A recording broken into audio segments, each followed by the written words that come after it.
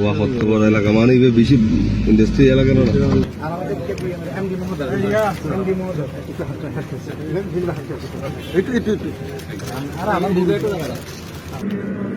প্রধান অতিথি আপনি এখানে এসছেন গণতন্ত্র গভর্নমেন্টের যে সঙ্গে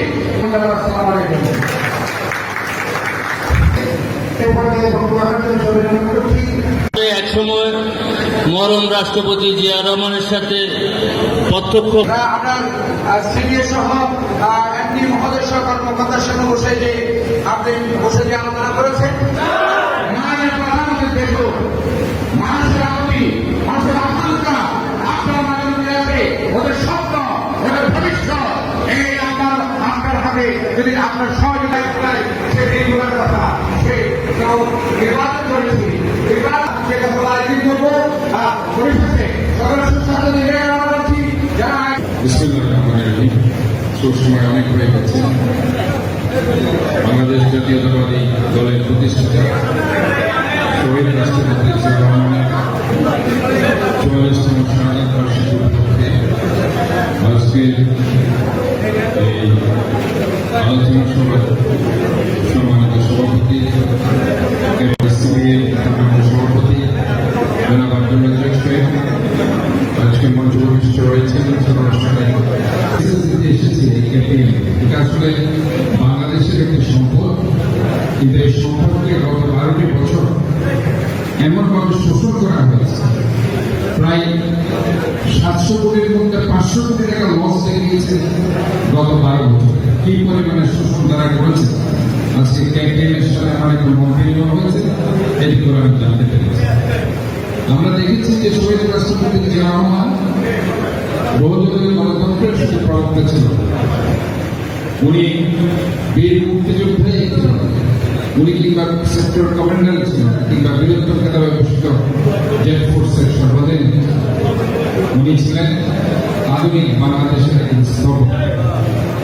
উনি উৎপাদনকে রাজনীতি করেছেন এবং তলাবিহীন 75-এর পরবর্তী রাষ্ট্রটাকে একটি সমৃদ্ধশালী অর্থনৈতিক মুক্তি দিয়েছে।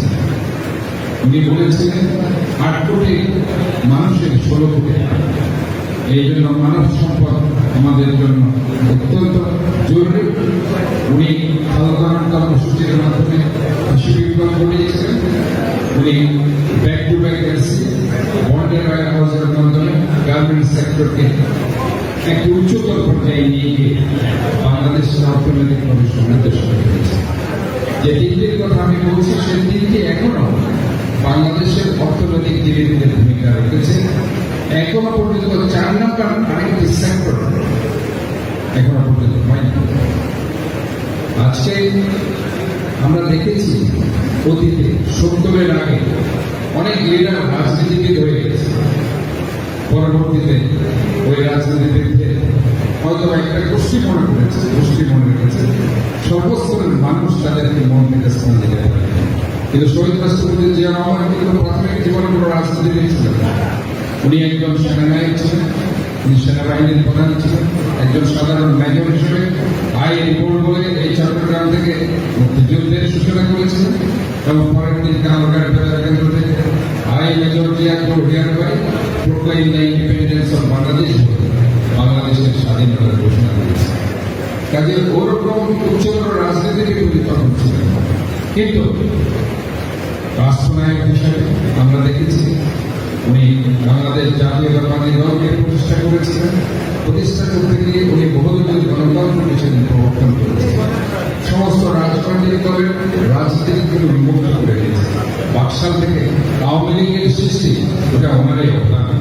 আমরা দেখেছি 4টি সংবাদপত্র ছিল, সব সংবাদপত্রের স্বাধীনতাকে সেদিন উনি উন্মুক্ত করে দিয়েছিলেন।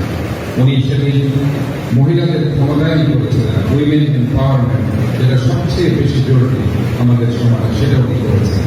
এবং আপনারা জানেন যে উনি শুধু দেশে নয় বিদেশে ওনার অনেক ভূমিকা ছিল, বিশেষ করে সার্কের স্বপ্নদ্রষ্টা হিসেবে ওনাকে বলা এবং ইরাকের যুদ্ধে ওনার যে ভূমিকা সেই ভূমিকা ভবিষ্যৎ আমরা দেখেছি। কতগুলি ছাত্রকে, বিলিয়ন ছাত্রকে নিয়ে উনি সমুদ্র বিহার করেছেন। সেখানে উনি বলেছেন স্থলভাগে আমরা যে সম্পদ দেখছি তার চাইতে বেশি সম্পদ এই সমুদ্রের ভিতরে রয়েছে, খনিজ সম্পদ, সেই গ্যাস গ্রুপ সেখানে রয়েছে, ইউরেনিয়ামের মতো অত্যন্ত দামি পদার্থ, খনিজ সম্পদ সেখানে রয়েছে। এগুলো আমাদের আহরণ করতে হবে। এইটাই উনি সেদিন ব্রিলিয়ান্ট স্টুডেন্টদের ফেসবুক পাহাড়ের মধ্যে ভ্রমণ করার মাধ্যমে উনি বার্তা দিয়েছিলেন। এই বাংলাদেশকে করতে হলে আমাদের এই ধরনের ফরসাইটনেস এবং যারা এই যে একটা 19 দফা কর্মসূচি বিশ্বরা পরিকল্পনার মাধ্যমে ভবিষ্যতে বাংলাদেশকে হবে এই ধরনের দূরদর্শিতা উনি সেদিন দিয়েছিলেন। এবং ওই দূরদর্শী রাজনীতির জন্য আমরা শহীদ প্রেসিডেন্ট জিয়াউর রহমানকে রাজনীতিবিদ কিংবা রাষ্ট্রনায়কের জায়গা থেকে কিংবা একজন সেনাপ্রধানের জায়গা থেকে আমরা ওনাকে আজকে লিডারের পর্যায়ে আমরা ইতিহাস ওনাকে ভাবতে পারি। হয়তোবা আওয়ামী রাজনীতিবিদরা ওনাকে বিতর্কিত করেছে, ওনার স্বাধীনতার ঘোষণা দিয়ে অনেক কথা বলেছে, কিন্তু ইতিহাসবিদরা ইতিহাস রচনা করে এবং ইতিহাসবিদরা ওনাকে যেভাবে ইতিহাসে স্থান দিয়েছে এটা আসলে মানুষের অন্তরে সবসময় দগ্ধ করেছে। আর প্রোপাগান্ডা করেছে যারা আজকে আস্থা করে নিক্ষেপ করেছে, তারা বারবার এই রাষ্ট্রের স্বাধীনতার সার্বভৌমত্ব গণতন্ত্রের হুমকি হয়ে দাঁড়িয়েছে। আমরা যদি সেই 1996 যখন 1971 থেকে 75 আমরা যদি সেই ইতিহাস থেকে 72-75 সেখানে আমরা দেখেছি তারা কি করেছে। 1996 থেকে 2000 সাল পর্যন্ত তারা কি করেছে সেটাও আমরা জানি। সর্বশেষ গত 16 বছর তারা কি করেছে সেটা আমরা জানি। আজকে শহীদ রাষ্ট্রপতি জিয়াউর রহমান হয়তো আমাদের মধ্যে নেই, কিন্তু ওনার আদর্শকে ধারণ করে আমরা দেখেছি 1981 সালে এই সার্কিট হাউসে চট্টগ্রামে উনি শহীদ হওয়ার পরে ওনার সহধর্মী আমাদের অপরিসীম দেশ নেত্রী বেগম খালেদা জিয়া সেদিন ওই গৃহবধূ থেকে বাংলাদেশের রাজনৈতিক প্রেক্ষাপটে সেদিন দেশের স্বাধীনতা সার্বভৌমত্ব গণতন্ত্রকে রক্ষার জন্য স্বৈরাচারী এরশাদের বিরুদ্ধে সেদিন রাজপথে যুদ্ধ করে আপসীন নেতৃত্বে অবতীর্ণ হয়েছে। এই লালদিনের ময়দানে 1986 সালে ওনাকে সেই আপসীন নেতৃত্ব আমরা অবতীর্ণ হতে দেখেছি। 1988 সালে এবং 1986 সালে শেখ হাসিনা বারবার সাদের সাথে গিয়ে ওই বাংলাদেশের মানুষের সাথে বেইমানি করেছে, যেভাবে গত 16টি বছর উনি বেইমানি করেছেন, যার কারণে ওনাকে আজকে পালাতে হয়েছে। আওয়ামী লীগকে রেখে আজকে শেখ হাসিনাকে দেশ থেকে পালাতে হয়েছে। কিন্তু আমরা বারবার দেখেছি এই জিয়া পরিবার দেশের ত্রাণকর্তার ভূমিকায় পালিত হয়েছে। সেই 1971 শহীদ প্রেসিডেন্ট জিয়াউর রহমান, সেই 1/11 সময় দেশ নেত্রী বেগম খালেদা জিয়া এবং গত 16টি বছর আমাদের দেশ নায়ক তারেক রহমান 31 দফার মাধ্যমে বাংলাদেশের মানুষকে ঐক্যবদ্ধ করেছেন। এবং ওনার স্লোগান ছিল আমার অধিকার আমার দেশ, টেক ব্যাক বাংলাদেশ, যেটা আমাদেরকে স্মরণ করিয়ে দিয়ে শহীদ রাষ্ট্রপতি জিয়াউর রহমান উনি বলেছিলেন ব্যক্তির চাইতে দল বড়, দলের চাইতে দেশ বড়, দেশকে আমাদের ধারণ করতে হবে। বাংলাদেশের জাতীয়তাবাদ উনি প্রতিষ্ঠিত করেছিলেন। বাঙালির জাতীয়তাবাদকে উনি মনে করেছিলেন, সবাই মনে করেছে এটার মধ্যে কোনো ঐক্যবদ্ধতা ছিল না। বাংলাদেশের জাতীয়তাবাদের মাধ্যমে এই নৃতান্ত্রিক গোষ্ঠী যারা বাঙালি জাতীয়তাবাদের বাইরে ছিল তাদেরকেও একসাথে এনে সমস্ত ধর্ম বর্ণ সবাইকে ঐক্যবদ্ধতার জায়গায় বাংলাদেশের জাতীয়তাবাদ প্রতিষ্ঠা করেছে। যেটা আমাদের নেত্রী বেগম খালেদা জিয়া আপনারা দেখেছেন সেই 90 স্বৈরাচার বিরোধী আন্দোলনে ওনার নেতৃত্ব দিয়ে 91 বিএনপি ইনশাআল্লাহ ক্ষমতায় এসেছিল। এরপরে 1/11 সময় যখন আওয়ামী লীগের সভানেত্রী দেশ থেকে পালিয়ে গিয়েছিল উনি সেদিন বলেছিলেন আমি দেশের বাইরে কোনো চিকিৎসা দিব না, এই যদি বাঁচতে হয় এই বাংলাদেশেই বাঁচব, আর যদি মরতে হয় এই বাংলাদেশে আমি মরব। সেদিন তাই মাইনাস সবাই। তাই গত 16টি বছর আজকে আমরা দেখেছি দেশ নায়ক তারেক রহমান ওনার বিরুদ্ধে অনেক মামলা দেওয়া হয়েছে। আমাদের হাজার হাজার নেতাকর্মী এই 16 বছরে গুম হয়েছে, গুপ্ত হত্যার শিকার হয়েছে, নির্বিচারে বিচার বহির্ভূত মামলা হামলার শিকার হয়েছে। হাজার হাজার মামলা আজকে আমাদের নেতাকর্মীরা জেলে ছিল এবং বাইরে দিন কাটাতে হয়েছে। স্ত্রী সন্তান মাথা পেটাতে সময় দিতে পারেনি, বাচ্চাকে দুধ দিতে পারেনি, স্ত্রী কিংবা মাকে শাড়ি দিতে পারেনি এবং পরিবারের সাথে সময় কাটাতে পারেনি। কিন্তু গত 16টি বছর বাংলাদেশ জাতীয়তাবাদী দলের কোন নেতা কর্মী আওয়ামী লীগের চোখ দেয়নি। এটাই হচ্ছে শহীদ রাষ্ট্রপতি জিয়া রহমানের রাজনৈতিক সার্থকতা, যেখানে আমরা দেখেছি অনেকেই তাদের সমস্ত কিছু বিলীন করে অন্য দলে যোগ দিয়েছে, কিন্তু শহীদ রাষ্ট্রপতি জিয়া রহমানের এই বাংলাদেশ জাতীয়তাবাদী দল থেকে কেউ এই 16টি বছর অন্য দলে যোগ দিয়ে না। আমরা তাই বলতে চাই, আজকে তারেক রহমান আমার অধিকার আমার দেশ, টেক ব্যাক বাংলাদেশ বলে গত 16টি বছর যে স্লোগান দিয়েছেন, আজকে সময়ের প্রয়োজনে সেই স্লোগান উনি দিয়েছেন, দিল্লি নয়, দিল্লি নয়, নয় অন্য দেশ, সবার আগে বাংলাদেশ। এই কথাটার মর্মার্থ আমরা সবাই জানি, আমাদেরকে এখন বাংলাদেশ এবং আমরা মনে করি যে অধিকার সংগ্রামের জন্য আমরা রাজপথে ছিলাম, আমাদের মৌলিক অধিকার, গণতান্ত্রিক অধিকার, সেই অধিকার এখন প্রতিষ্ঠিত। তাই এই অধিকার রক্ষার সংগ্রামে আমাদের সবাইকে অভিযোগ।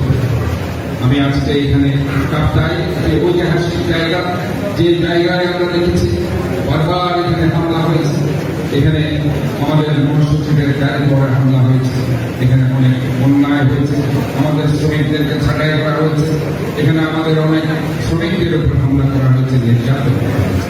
আমি স্পষ্টভাবে বলতে চাই, কোন ধরনের অন্যায় বিচার আমরা সহ্য করব না। আমরা মনে করি আমাদের যে ন্যায্য অধিকার আছে শ্রমিকের, সেটা অবশ্যই ন্যায্যতার ভিত্তিতে এই অধিকার আমরা আদায় করব এবং আপনাদের যে সমস্যা আমি শুনেছি, এই সমস্যা অবশ্যই সমাধান হতে হবে। আমি ক্যাপিএম এর যে প্রবলেমগুলো আছে দেখেছি, আশা করছি আপনাদের সাথে নিয়ে এই ক্যাপিএম আবারও ঘুরে দাঁড়াবে। বাংলাদেশ জাতীয়তাবাদী দল সবসময় শহীদ এই ক্যাপিএম সহ প্রত্যেকটা মিলকে যেভাবে রক্ষা করেছে, ইনশাআল্লাহ আগামীতে এই বিএনপি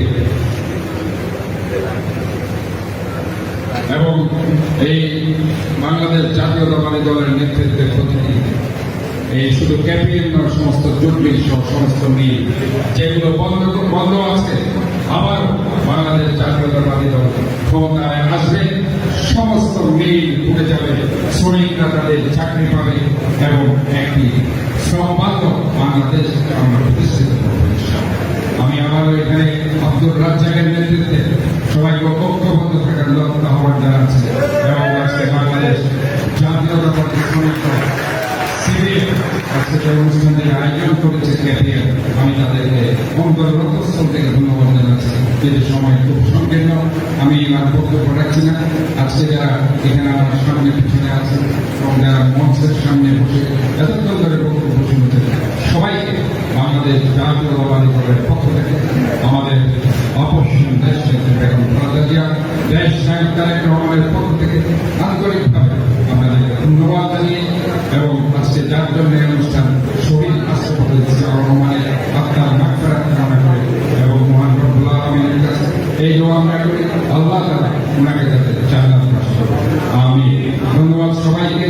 শহীদ প্রেসিডেন্ট জিয়া, এগিয়ে চলো, আমরা আছি তোমার সাথে। দেশ নায়ক তারেক রহমান দীর্ঘজীবী হোক, আপসহীন দেশ নেত্রী বেগম খালেদা জিয়া, এগিয়ে চলো। ধন্যবাদ।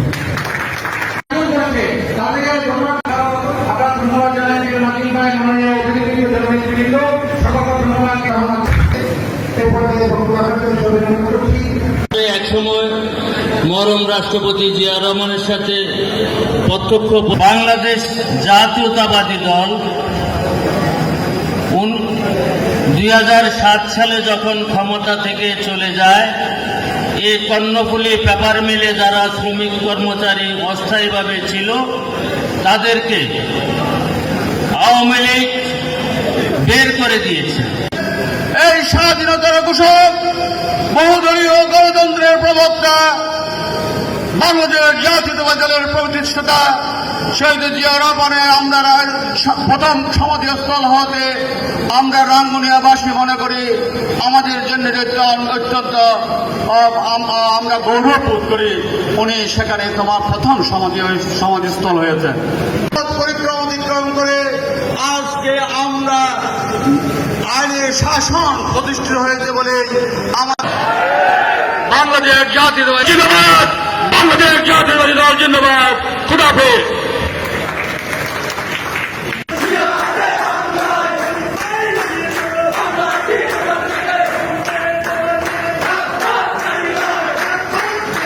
দায়িত্বতে আয়োজিত আজকের এই সভা সম্মানিত সভাপতি যিনি পুরোদা সেই শহীদ রাষ্ট্রপতি জিয়াউর রহমানের আজকের এই ৪৪তম শাহাদত বার্ষিকী। আমাদের তো সদরের কথা বলার কারণ শহীদ রাষ্ট্রপতি জিয়াউর রহমানের হাতে গড়া দল বাংলাদেশ জাতীয়তাবাদী দল তার জীবিত অবস্থায় যে অবস্থায় ছিল, আজকের দীর্ঘ ৪৪ বছর পর সেই সংগঠন তার চেয়ে বেশি শক্তিশালী হয়েছে। প্লিজ তালি নয়, জিয়াউর রহমানের আদর্শ উদ্দেশ্য, তার ১৯ দফা ভবিষ্যৎ চিন্তা ভাবনা, যাকে লালন করেছেন আমাদের প্রিয় নেত্রী দেশনেত্রী বেগম খালেদা জিয়া, যাকে আগামী দিনে এগিয়ে নিচ্ছেন আগামী দিনের রাষ্ট্রনায়ক আমাদের প্রিয় নেতা বিএনপির ভারপ্রাপ্ত চেয়ারম্যান তারেক রহমান। আজকে জিয়াউর রহমানের উত্তর হিসাবে তিনি কাজ করে যাচ্ছে। আমরা যারা আজকে বিএনপি করছে, দল করছে, আজকে এই সময়টায় বিশেষ করে আমরা স্মরণ রাখতে চাই, শ্রদ্ধার সাথে স্মরণ করছি আমাদের এই প্রিয় নেতাকে। জনগণ সকল ক্ষমতার উৎস, তার উত্তরসূরি জনাব তারেক রহমান ইউনূস ভাই কিছুক্ষণ একটা স্লোগান দিয়েছে। এই স্লোগানকে কিন্তু খুব তুচ্ছ তাচ্ছিল্য বললে হবে না। আমার দেখা মতে, জানা মতে তারেক রহমান এবার সর্বপ্রথম একটা অনুষ্ঠানে স্লোগান ধরেছিলেন, আমার যদি ভুল না হয়, ছাত্র রাজনীতি করেছি আমি। সেই স্লোগানটা ছিল এটাই, আমি আবার রিপিট করতে চাই, দিল্লি নয় পিন্ডি নয়, নয় কোনো দেশ সবার আগে। আবার বলবেন, দিল্লি নয় পিন্ডি নয়, নয় কোনো দেশ সবার আগে। এই কথা বলার কারণটা হলো, আমার দেশ চালাবো আমাদের জনগণের কথায়, পাকিস্তান কিংবা ভারতের কথায় বাংলাদেশ চলবে না। গর্ববোধ করেছেন, উনি বলছেন আমি একজন শ্রমিক, আমি শ্রমিক হিসাবে পরিচয়িত গর্ববোধ করি, আমরা সেই দলের নেতার অনুসারী। এবং উনি যখন ক্ষমতায় এসেছেন, বাকশালীদের সময় সমস্ত রাষ্ট্রায়ত্ত কারখানা ধ্বংস করে দিয়েছিল। উনি রাষ্ট্র ক্ষমতা আসার পরে প্রত্যেকটা মিল কারখানায় এক শিফটের পরিবর্তে 3 শিফট চালু করেছেন। আপনারা মনে হচ্ছে এটা সাক্ষী আছেন, সেই রাষ্ট্রপতি জিয়াউর রহমান আজকে আমাদের মাঝে নেই, উনি আজকে শাহাদাত বরণ করছেন। আপনাদের কেপিএম এর কথা বলি, যখন বিএনপি ক্ষমতা আসে কেপিএম লাভজনক হয়, ঠিক কিনা এটা? আর আওয়ামী লীগ যখন ক্ষমতায় ছিল, আজকে মাননীয় মেয়র মহোদয় ডাটা দিচ্ছিলেন আপনাদের ম্যানেজমেন্টের সাথে, আওয়ামী লীগ যখন ক্ষমতা আসছেন প্রত্যেকটা বছর লোকসান দিয়েছে। আজকে কেবিএম এর আজকে শোচনীয় অবস্থা, যা এই অবস্থার সৃষ্টি হয়েছে, উনি সিবিএ সহ ম্যানেজমেন্টের সাথে বসেছেন এবং দিক নির্দেশনা দিয়েছেন কেপিএম কে কিভাবে লাভজনক প্রতিষ্ঠানে উন্নত করা যায়, তার জন্য উনি ওনার সর্বশক্তি দিয়ে কাজ করবেন, এই ওয়াদা উনি এখানে দিয়েছেন। আমরা আপনাদের কাছে এই আশ্বস্ত করতে চাই, কেপিএম আগের মতো চলবে। মাননীয় মেয়র মহোদয় যখন হাত দিয়েছেন, ইনশাআল্লাহ এটাকে আর কেউ ধ্বংস করতে পারবে না। আপনারা সবাই সিবিএর সাথে থাকবেন, রাজ্জাকের সাথে থাকবেন, আপনারা সবাই উপকৃত হবেন। তার জীবদ্দশায় যে কাজ উনি করে গিয়েছেন সারা বাংলাদেশের জন্য, সারা বিশ্বের জন্য, ওই কাজের পরিপ্রেক্ষিতে বাংলাদেশ জাতীয়তাবাদী দল আজকে শাখা পোশাক করে এবং বাংলাদেশে সবচেয়ে বৃহত্তম রাজনৈতিক দল হিসেবে প্রতিষ্ঠা লাভ করেছে। আপনারা জানেন, যখনই বাংলাদেশের জনগণ বিপদে পড়েছে 1971 সালে, যখন বাংলাদেশের মানুষ দিগ্ভ্রান্ত হয়েছিল, তখনই আমাদের নেতা মেজর জিয়াউর রহমান, শহীদ রাষ্ট্রপতি জিয়াউর রহমান এই দেশে কালুঘাট ব্যাটালিয়ন থেকে স্বাধীনতা ঘোষণা করে এদেশে 9 মাস যুদ্ধ করে স্বাধীনতা অর্জন করেছিল। এবং আপনারা দেখেছেন, উনি যুদ্ধ করে ক্ষমতা নেননি, উনি ব্যারাকে ফিরে গিয়েছেন এবং সেনাবাহিনীকে সুসংগঠিত করে একটি বাংলাদেশের জন্য যুগোপযোগী সেনাবাহিনী গঠন করেছেন। আপনারা জানেন 1975 সালে সিপাহী জনতার বিপ্লবের মাধ্যমে উনি যখন রাষ্ট্র ক্ষমতায় ওনাকে বসিয়েছিলেন, উনি বাংলাদেশকে তলাবিহীন ঝুড়ি থেকে একটি স্বাবলম্বী দেশ হিসেবে বাংলাদেশকে উনি প্রতিষ্ঠিত করেছেন। আপনারা দেখেছেন এই উপমহাদেশে স্থায়ী শান্তি করার জন্য উনি সাহস প্রতিষ্ঠা করে এদেশে এই উপমহাদেশকে একটি স্থায়ী শান্তি ব্যবস্থা করেছেন। এবং আপনারা দেখেছেন উনি বিশ্ব নেতা হিসাবে সারা বাংলাদেশে যে কার্যক্রম পরিচালনা করেছিলেন তার মধ্যে একটি উল্লেখযোগ্য কার্যক্রম হচ্ছে ইরান ইরাক যুদ্ধ। উনি তার বুদ্ধিমত্তা এবং কূটনীতির মাধ্যমে সমাধান করেছেন। সেই জিয়াউর রহমানের রাজনীতি আমরা ধারণ করি। আজকে আমাদের বাংলাদেশে আশা ছিল 5ই আগস্টের পরে বাংলাদেশ একটি স্বাধীন বৈষম্যহীন রাষ্ট্র প্রতিষ্ঠিত হবে, কিন্তু আবারও অশনি সংকেত, আবারও বাংলাদেশের আকাশে কালো মেঘের ছায়া। আমরা ভারপ্রাপ্ত চেয়ারম্যানের নির্দেশে উনি যে নির্দেশনা দিয়েছেন প্রয়োজন বোধে ডিসেম্বরের মধ্যে নির্বাচন হতে হবে। এই নির্বাচন জনগণের সরাসরি ভোটে নির্বাচন দিতে হবে। এই নির্বাচন ডিসেম্বরের মধ্যে আদায় করার জন্য যদি বাংলাদেশ জাতীয়তাবাদের সকল নেতা কর্মীদের মাঠে নামতে হয়, আমরা সকলে মাঠে আন্দোলনের মাধ্যমে এই সরকারকে বাধ্য করে জনগণের সরকার প্রতিষ্ঠার আন্দোলন প্রতিষ্ঠা করে এদেশে একটি নিরপেক্ষ নির্বাচন করব, এই আশাবাদ ব্যক্ত করে সবাইকে ধন্যবাদ।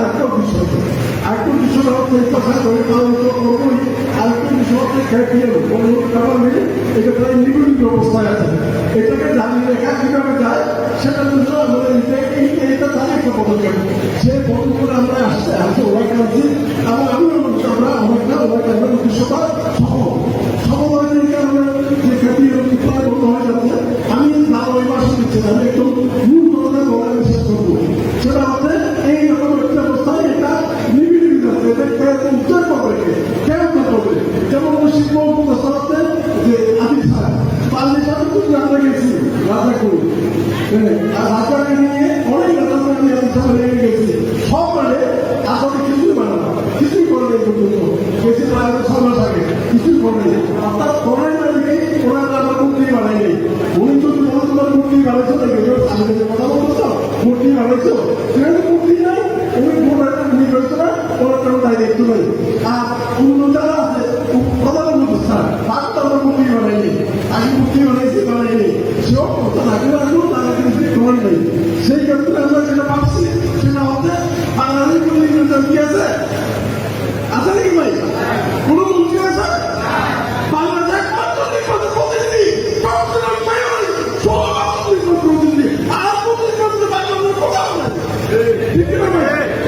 সেই কারণে ওইটা নিয়ে আসছি।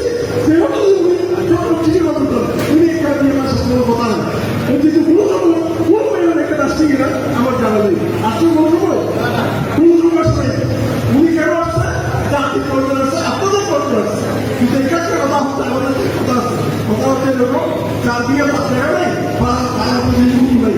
আমরা সব একটা বাজার তুললো বাজার তুলে আসছি, কিন্তু সব এখানে নেই নাকি আমি খাওয়া করতে গেছি। বেতন উনি শুধু বেতনটা উনি পাখার উদ্দেশ্য সময় উনি বেতন কিন্তু পাখার পর্যন্ত পাওয়া শুরু করে পাখি বন্ধু করেছিলেন। সেই লোক কিন্তু তার আছে, সেই লোক উনি কমিটি আসছে ওরা টাকা নেই, ওরা চাকরি ঠিকই থাকতো, কিন্তু কিন্তু উনি বিপদটাকে এনেছেন। ঠিকই বিপদটা গেছে, ওরা স্ত্রীমুক্ত বন্ধ স্ত্রীমুক্ত সাথে নিয়ে আসতে পারে নাই, উনি বাইরে চলে আসছেন। ওরা স্ত্রীমুক্ত থাকলে কি হবে একবারে চিন্তা করে নাই। দেশের স্বাধীনতাকে বড় বড় করেছেন, ওরা স্ত্রীমুক্ত ভাইকে ভালো বড় বড় করেন নাই। এইটা মূল্য আমাদের আন্দোলনে দিতে চান এবং আমাদের সাকিবুদ্দিন কি করছেন? সাকিবুদ্দিন কথা লাগিয়ে দিয়ে পৃথিবী আসন গেছেন। অত ভাবনাই এরকম আমাদের যে কথা আছে রুলি সাহেব না রুলি আসে কি গেলাও বেশি আমার সাকিবুদ্দিন মনে হচ্ছে স্বাধীন হতে আপনি জাতির পিতা স্বাধীন প্রধানমন্ত্রী আমার সমস্যা কি, কিন্তু আমাদের জিয়ারও আমাদের সেই সমস্যা না। ওরা সমস্যা ছিল সম্পূর্ণ যদি বাংলাদেশ স্বাধীন না হতো, ওরা কোন ভাষা করা হতো, সাথে সাথে হত্যা করা হতো। এই চুক্তি নিয়ে সাকিবুদ্দিন এই চুক্তি নিতে পারেন নাই, সাকিবুদ্দিন আত্মসমর্পণ করেছেন। সেই ক্ষেত্রে আমাদের কি হলো দরবার সাকিবুদ্দিন তার হাতে আগুন গেছে, রাস্তা করেছে। আর বলা যায় বলবো তবে শেষ কথাই আমার বক্তব্য শেষ করছি। আল্লাহ হাফিজ। বাংলাদেশ এই দুর্যোগ অবস্থায় এবং আপনারা খুবই মূল্যবান সময় এখানে দিচ্ছেন, আমরা আপনার কাছে কৃতজ্ঞ। আমি আপনাকে এখানে প্রধানমন্ত্রী করতে পেরে এখানে আপনি উপস্থিত হওয়াতে আমি নিজেকে ধর্ম মনে করি। আমি আজকে এই অনুষ্ঠানের সফলতার জন্য আমার সম্মানিত নেতা আমার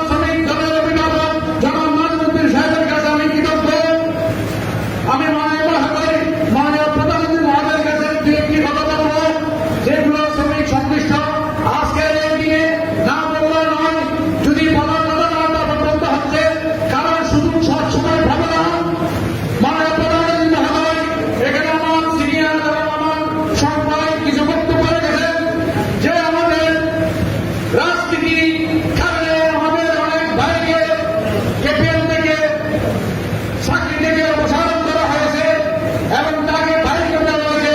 এই ঘটনায় সত্য। এমনকি আমি সিনিয়র সভাপতি থাকাকালীন আমাকে মেরে মাথায় এই দিকে আমার দাগ আছে, আমাকে রক্তাক্ত করে মেরে টাকা হয়েছে, আমাকে আমাদের সর্বসাধারণ আমাকে কলার ধরে আমাকে আমি একদম সিনিয়র প্রেসিডেন্ট হলো, আমাকে যুবলীগের সন্ত্রাসীরা এমপি অফিস থেকে আমার ভাইকে দিচ্ছে, তৎকালীন এমপি চুপ ছাড়ছে, শুধু প্রতিবাদ করেছি। এই কারখানা বন্ধ হচ্ছে, এই কারখানা বন্ধ হওয়ার শুরু করে দিচ্ছে আমাদের কিছু ম্যানেজমেন্ট।